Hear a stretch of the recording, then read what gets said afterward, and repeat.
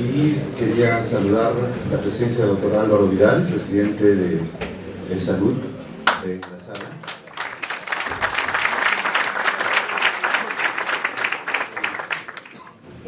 Entonces ahora vamos a iniciar la ronda de preguntas con comentarios breves. Primero con cuatro colegas que han sido seleccionados previamente. El doctor Carlos Cáceres va a iniciar la ronda. Y luego vamos a tener unas 4 intervenciones del público para tener luego los comentarios del doctor Marmo. Muchas gracias. Buenos días a todos. Muchas gracias, Michael, por una excelente presentación en un momento en que estamos discutiendo y debatiendo cómo interpretar y asumir el tema de la inclusión social. Ahora, esta mañana, como dijiste, íbamos a ver más temas de evidencia, ¿no? Y un poco el papel de la academia, y en eso quería centrarme. De hecho, lo que tú has presentado, Michael, es una discusión sobre 6 factores que tienen que ser abordados, ¿no? Y sin embargo, cuando uno habla de determinantes sociales de la salud, uno puede pensar, bueno, de pronto hay muchos otros factores. ¿Por qué esos 6 niveles fijos?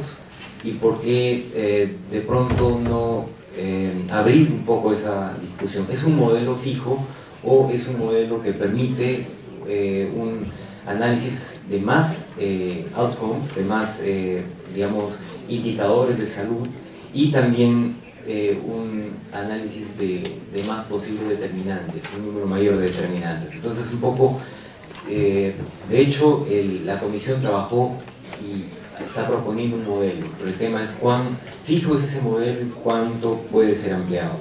El segundo punto, rápidamente, es el de ahí seguir retomando lo que tú mencionaste brevemente, que me parece clave, el tema de la causalidad, ¿no? Finalmente, hay dentro de la salud pública una ciencia que se llama, una parte de la epidemiología, que es epidemiología social, que justo tú eres epidemiólogo social, también yo, y creo que el tema de esa disciplina es un poco, ha comenzado a partir de una recuperación de la tradición epidemiológica. Muchos de los, desde el lado progresista de la epidemiología, muchos dicen que la epidemiología en los últimos 20 años se dedicó a privilegiar el desarrollo metodológico y la sofisticación estadística, y perdió un poco la base inicial, que era el análisis de por qué ocurrían las cosas o cuál era la misión de la epidemiología en términos de justamente descubrir las causas profundas de las enfermedades y actuar sobre ellas, ¿no? Entonces, que hace recordar también algo que tú has planteado sobre que alguien te haya llamado ideólogo con base en evidencia, ¿no? Ideology based on evidence, ¿no? Y un poco que está bien, me parece un quiebre interesante del tema, ¿no? Entonces, el asunto es, sin embargo, la epidemiología ha logrado trascender estos modelos, incluso la epidemiología social, estos modelos que pueden ser, sí, estos modelos que pueden ser de pronto muy complejos teóricamente hablando, cómo logramos concretar un análisis de los factores sociales que pueda llevar a acciones concretas, ¿no? Por ejemplo, había este tema de Nancy Krieger preguntándose por la tela de araña causal, ¿dónde está la araña, ¿no? Where's the spider? Entonces, un poco cómo logramos avanzar en un análisis causal más serio y que nos permita, de pronto, de acuerdo a los contextos, avanzar.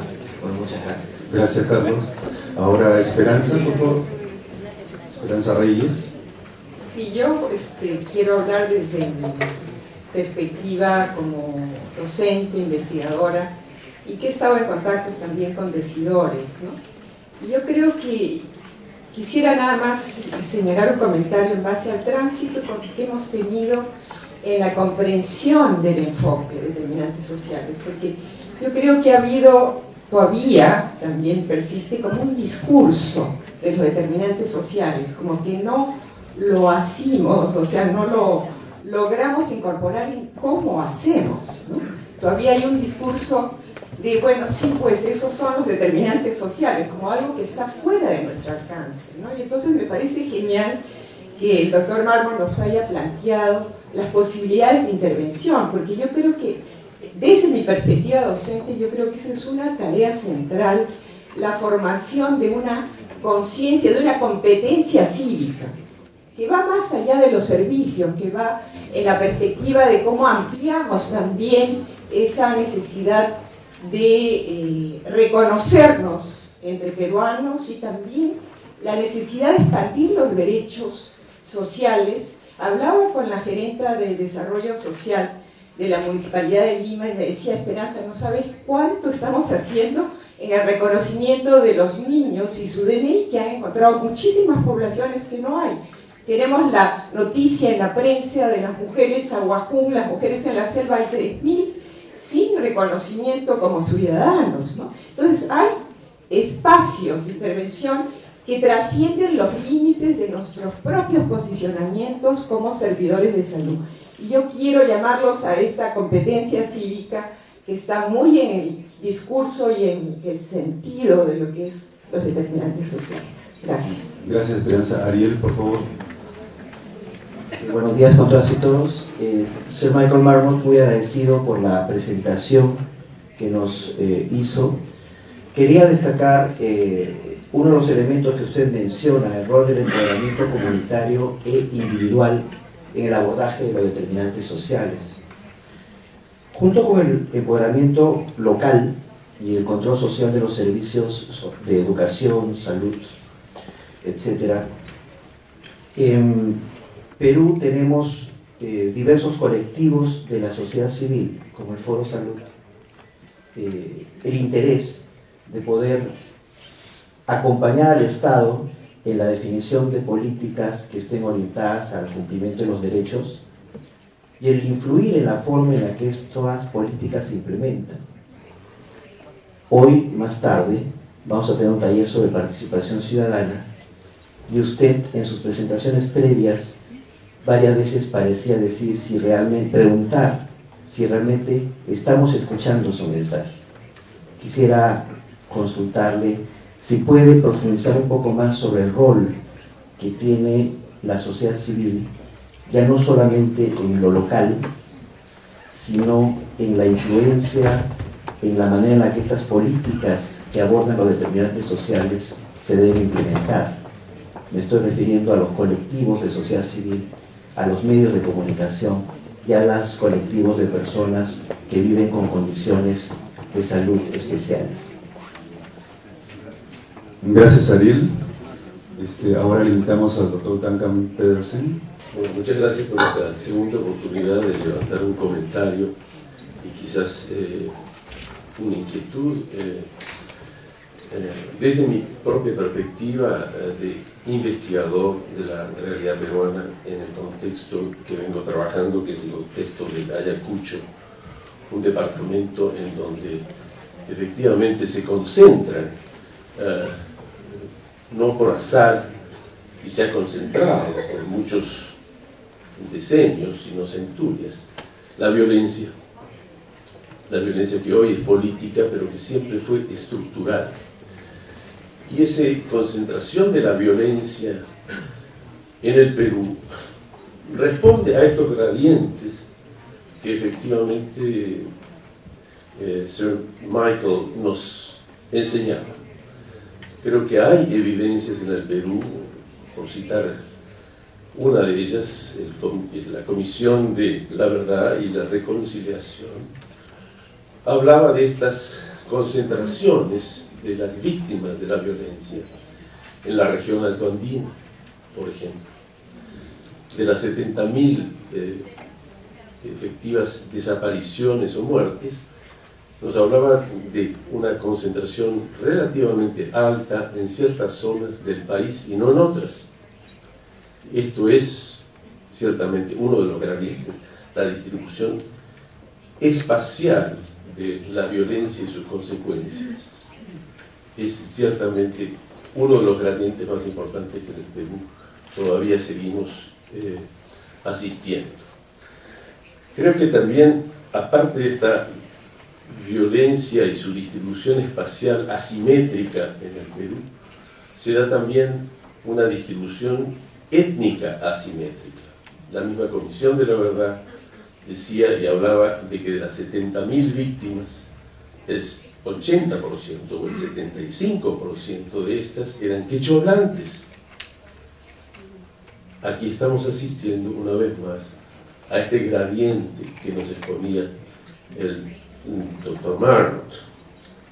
Yo quiero entonces pensar de que hay en el Perú suficiente experiencia, yo estoy hablando de la mía como investigador de campo, en el tema de violencia y su impacto a largo plazo, pero estoy seguro muchos de los que aquí están presentes han trabajado sobre temas y sobre determinantes sociales de forma sistemática, de manera que ahora es el momento quizás de colocar toda esta evidencia en la mesa y realmente tomar en serio las posibilidades de aplicar, ahora sí, de traducir los principios que invoca el informe Marmot a la realidad peruana, que por sus condiciones sociales, culturales, étnicas y de otro orden, van distinguiendo las diferentes gradientes de mortalidad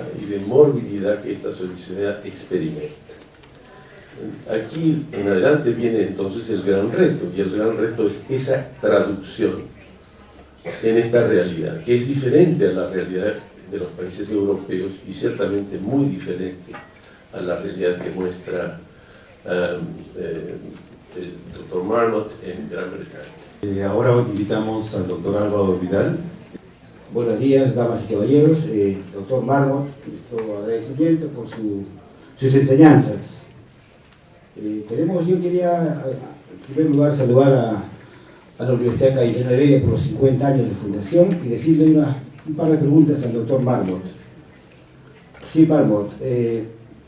Inglaterra nos muestra una evidencia histórica. La tuberculosis fue derrotada, se dice en la historia de la salud pública, la tuberculosis fue derrotada en Inglaterra en el siglo XIX, antes de la era antibiótica.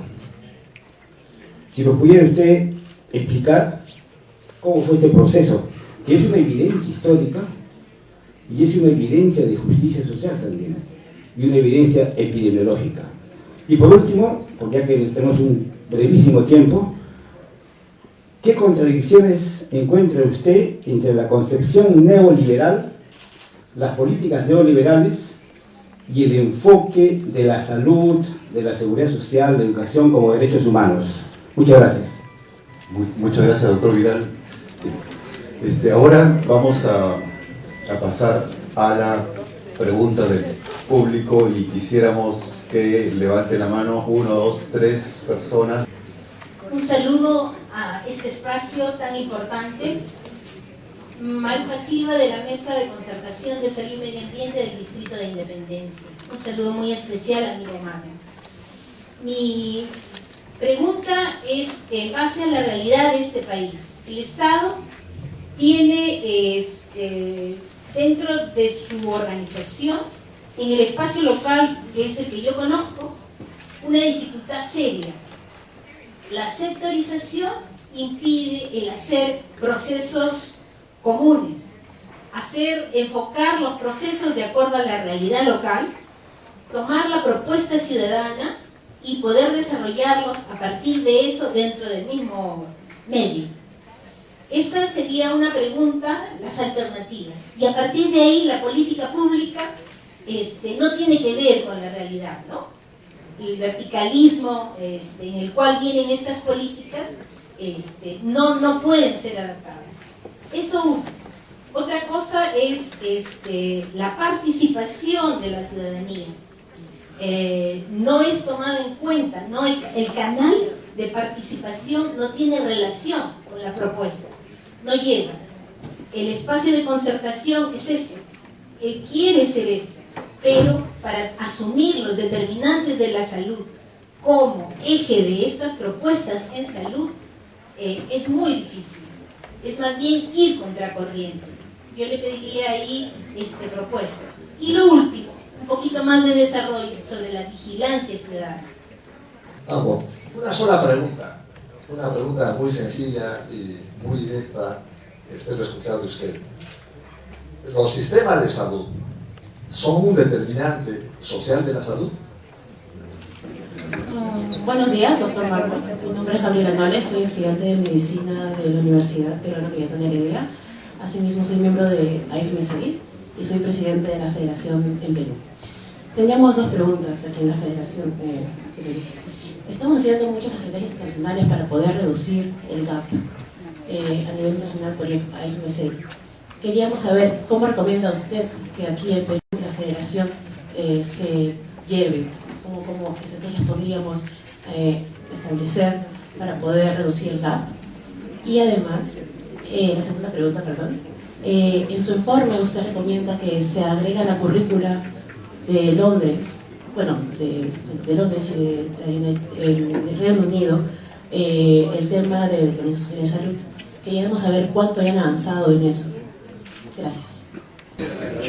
Ministerio de Salud, la Dirección General de Promoción de la Salud, donde estamos nosotros ahora trabajando, hemos desde el año pasado empezado a abordar el tema de los determinantes a partir de una propuesta de lo que llamamos gestión de salud con enfoque territorial. Quisiéramos saber, nos pueda, digamos, plantear, firmarnos, qué conocimientos tiene esta propuesta que estamos haciendo en América Latina y en el Perú en particular, del enfoque social territorial para abordar determinantes de la salud. Solo en una gestión concertada y descentralizada es posible, desde el punto de vista multisectorial, enfrentar estos desafíos de las inequidades.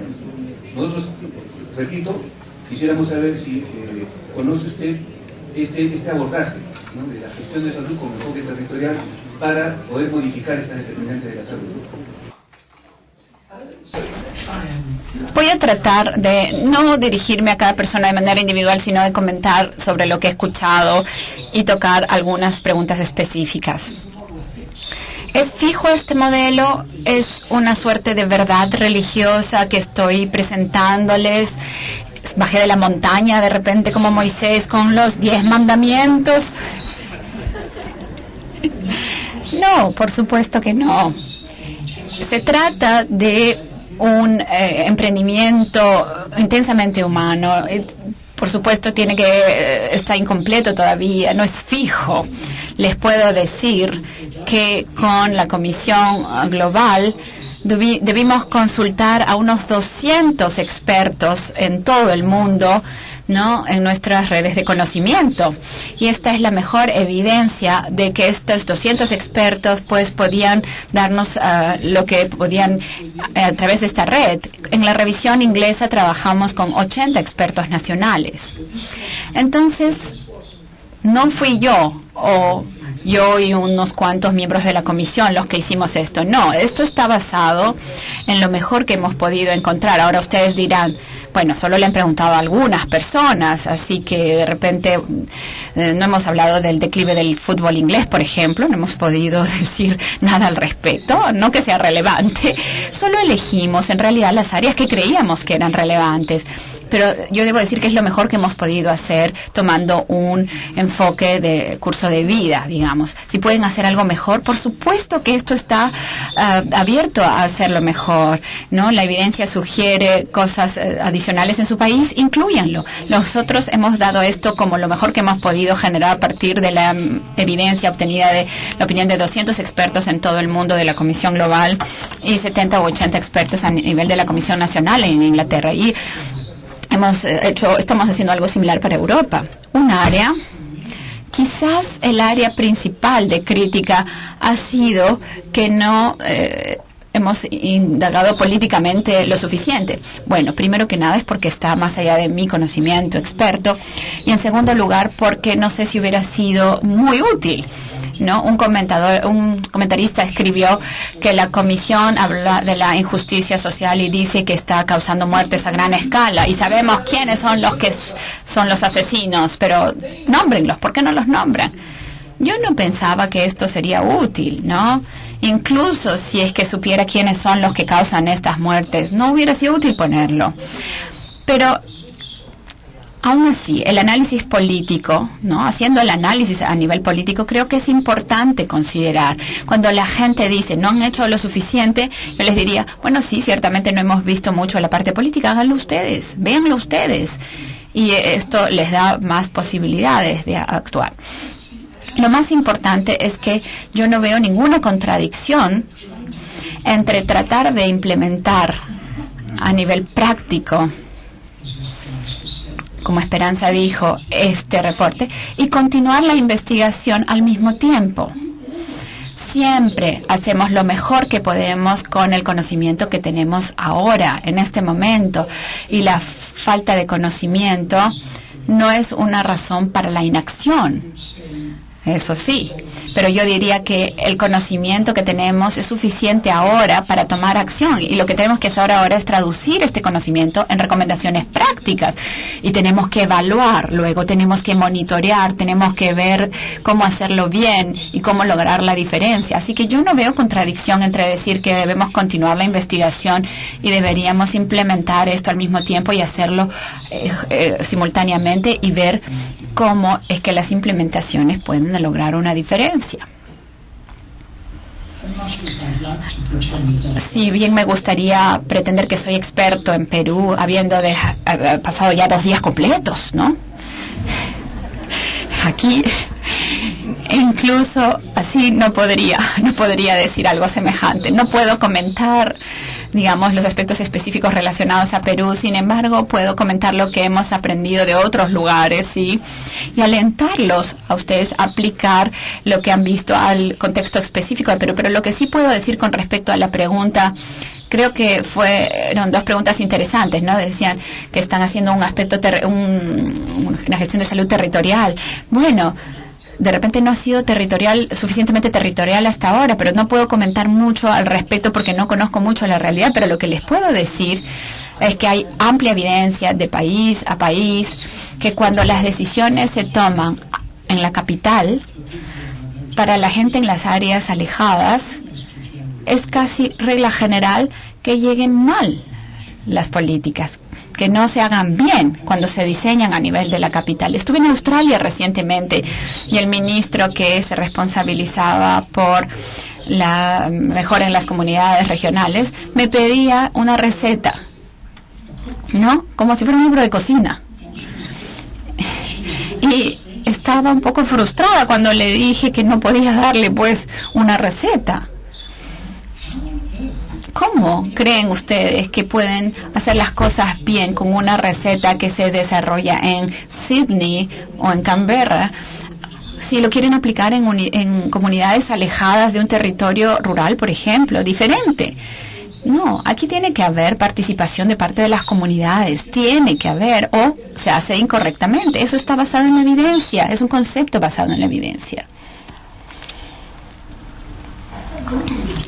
Cuando trabajamos en la Comisión Global,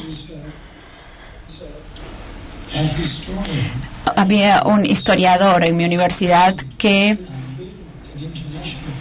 llamó o convocó a un grupo de historiadores nacionales para hacer un comentario en el reporte de la Comisión.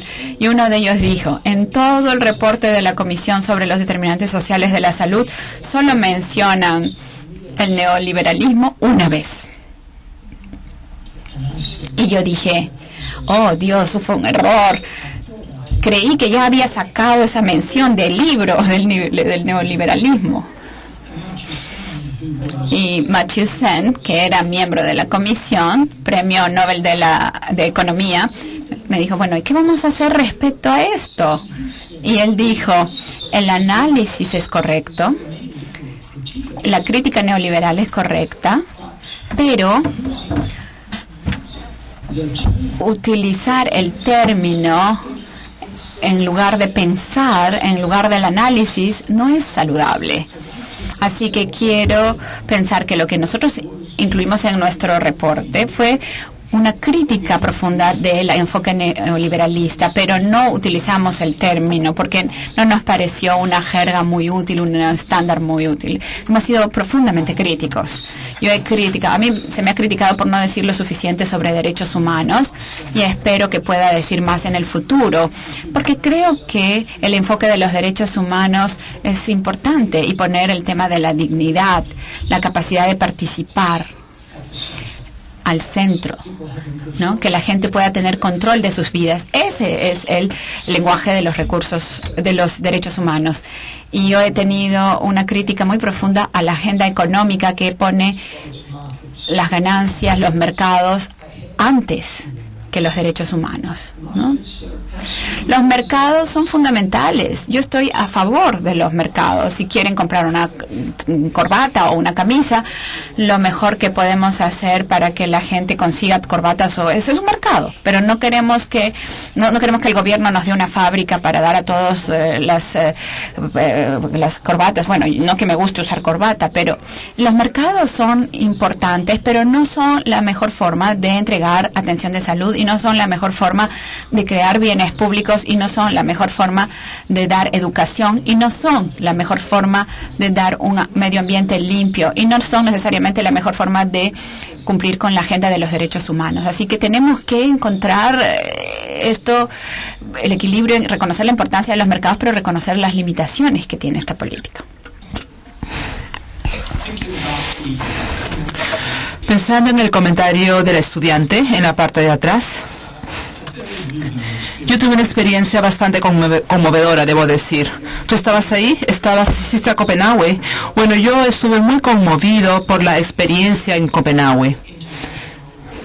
La Federación Internacional de Estudiantes de Medicina, de la Asociación de Estudiantes de Medicina. ¿Lo dije correctamente? Bueno, fue muy conmovedor. Yo rompí una regla, trato de no asistir a reuniones en agosto, pero rompí la regla para ir a hablar con los estudiantes en Copenhague.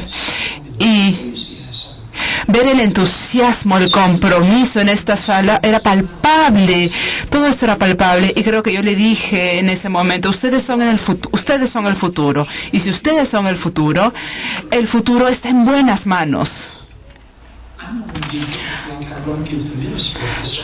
No voy a darle una receta, como no se la dio al ministro, de cuál es la fórmula correcta, pero algo que tiene que ver con el plan semanal de acción y cómo mi grupo puede apoyarlo a ustedes en este plan de la semana de acción. Así que tengo las voces de los estudiantes, voces muy altas, y decían, sabemos lo que pasa cuando se gradúan y se convierten en doctores cínicos y todo lo demás. Por favor, no se vuelvan tan cínicos. Traten de retener ese compromiso, ese sentido de la justicia social, por favor. Si ustedes quieren.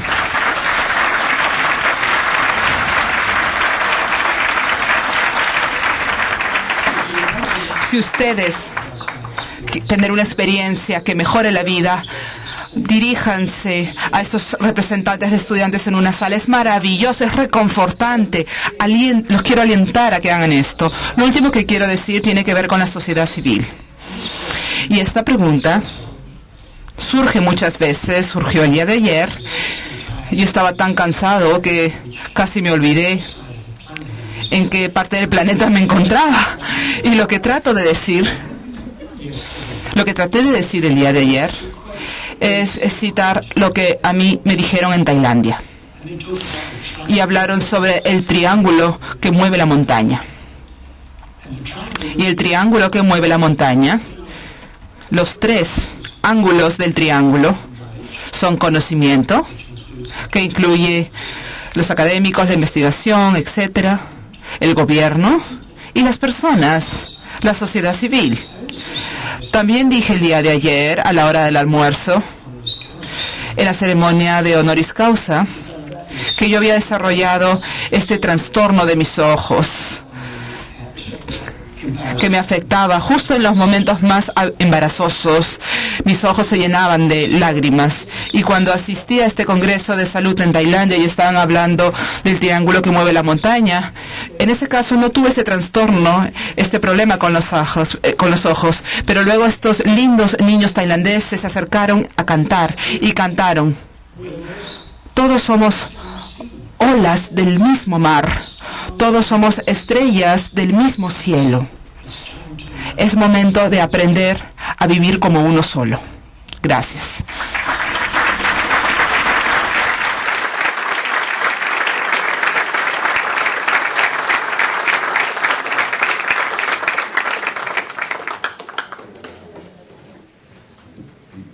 Muchísimas gracias a profesor Sir Michael Marmot por su brillante exposición, sus motivadoras palabras sobre este tema que es tan importante, en el que, como ya se ha mencionado, queremos poner al Perú dentro de esa línea.